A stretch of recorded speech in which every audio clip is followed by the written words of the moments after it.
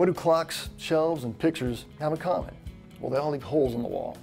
Fixing these holes is relatively simple. It's a simple task. Anybody can do it in just a matter of a few minutes. Right here, I'm going to tackle these little holes. The first thing I'm going to use are these needle nose pliers. Holes in your walls can be caused by nails, screws, or like this one, a wall anchor. The easiest way to remove it is with a pair of needle nose pliers.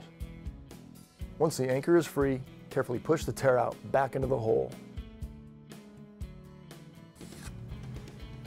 Well, there's really two methods of applying the spackling. You can either use a putty knife or you can use your finger. Now, if you use the putty knife, you want to keep in mind when it dries, it could be a little concave or an indentation might be created. So if you're going to use a putty knife, make sure you leave a little mound when you're working with it. Now, if you just use your finger for a real quick slam dunk type effort, you can just use your finger, put it on there, put a little mound over there, and you're done, and all you have to do is come back and sand it. A sanding sponge is my tool of choice for sanding the spackle smooth on the wall.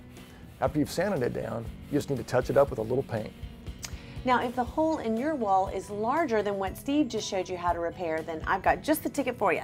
This right here is the hole that I'm going to repair. Now, it's smaller than about 3 or 4 inches, which is good, but it's not as small as what Steve did with the spackling. So what I'm going to use is this right here. I've got joint compound, and most people just call that mud. This right here is fiberglass mesh tape, and when you peel it off along the back, it's adhesive, so it's going to stick to the wall. Also, I've got a sanding block, I've got a pair of scissors to cut my tape. I also have a putty knife and I have a 6-inch taping knife. Now, I do all of my drywall repair with a 6-inch taping knife, and then I start my way up to a larger taping knife. But in this application, I think 6 inches or even a 4-inch taping knife would be okay. So what I'm going to do is I'm going to cut my piece of mesh tape, put it in place, and then start putting on my joint compound. Cut the fiberglass tape and have a bit of excess on either side. Then press the tape onto the wall and smooth it out. Mix up the joint compound to work out any lumps, then using a small putty knife, apply it to the wall over the tape and smoothen it out. Make sure that you use plenty of joint compound. In this case, more is not a bad thing because you want it to get through the mesh tape into the hole to fill it. The joint compound should be slightly mounded over the tape.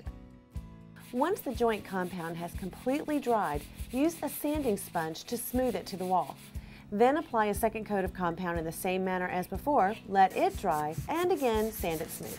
Okay, well, I am sanding off my second coat of joint compound, and now what I'm going to do is I'm going to prime it and then I'm going to paint it the color of this wall. Now here's a good tip for you. Whether you're using joint compound or spackling paste, after you do your final sanding, go back over it with primer before you paint it. If you just paint over it, you're going to be able to see a little bit of a sheen where that spackling was, and it will just be very unattractive.